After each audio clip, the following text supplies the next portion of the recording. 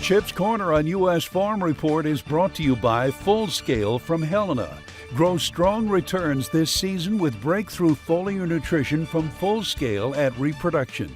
Welcome back to U.S. Farm Report this weekend. Chip Flory for Chip's Corner.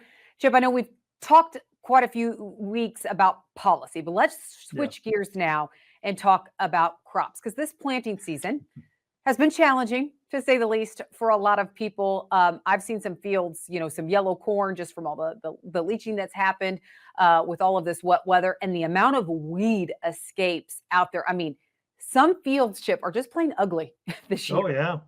Yeah, there's no question about it. And obviously, the weather has a whole lot to do with some of the challenges that farmers are facing in the field out there this year. But some of the things come down to management as well, and different choices. And the thing is, the weather can make a management choice a bad choice after the fact, and we know that, and we understand that. It doesn't change the fact that some of the things are happening out there. You mentioned the weed escapes. Earlier this week on AgriTalk, I talked with Ken Ferry for the Farm Journal agronomist, Crop Tech Consulting, and he mentioned the weed escapes. And the thing is, Tyne, Ken was talking about the 2024 planting season as something completely unique and different than what he has ever seen. And for Ken Ferry to be talking about how unique a season is, it's really got to be something unique out there, and that accounts for some of the challenges that farmers are dealing with. And Ken's always referred to it as something special in the spring of the year. We call it the sins of spring, right? When we get out and we're working this ground wet. And this past week, there was a lot of sins committed down here. We've got a lot of ground that got worked wet in a panic to get it planted. And then we end up with a lot of clods. And then yesterday we had dust storms down here. Were crazy. Unfortunately, those compaction layers that we were laying in to get this thing planted are going to haunt us in July, August. Deeper into the year, you and I have talked about the weather issues that we're dealing with, this transition from El Nino back to La Nina. If we've got a fairly shallow rooted crop out there, and La Nina sets in later in the growing season, and we've got a dry half of the growing season with that layer of compaction down there, Tyne, that's going to be a big issue that could be a yield limiting factor as we make our way through the harvest season.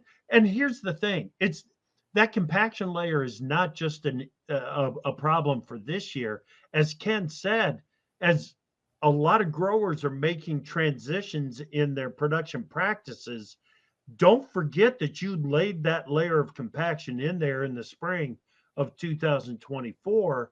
When you're making some of those changes in your production practices, you got to fix that problem before you go forward and change the production practices. Well, and, I know Ken mentioned it, but, it's no fault of the farmer this year with some of those compaction issues. Like, if you're only getting a couple hours or a day or two there to get in the field, when you have even a window, even if it isn't prime, right now it's just time to go. And Ken did mention that. Like, at some point, it's just that is a product of Mother Nature right now.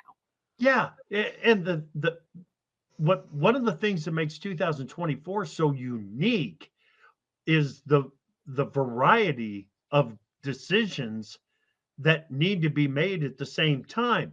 You've got beans that were struggling to get up. Do you take the rotary hoe out and make that happen? Corn populations, after a 2 or 3 inch pounding rain around Mother's Day, does that corn crop need to be ripped up, torn out, and replanted? You've got the weed control issues that you were talking about.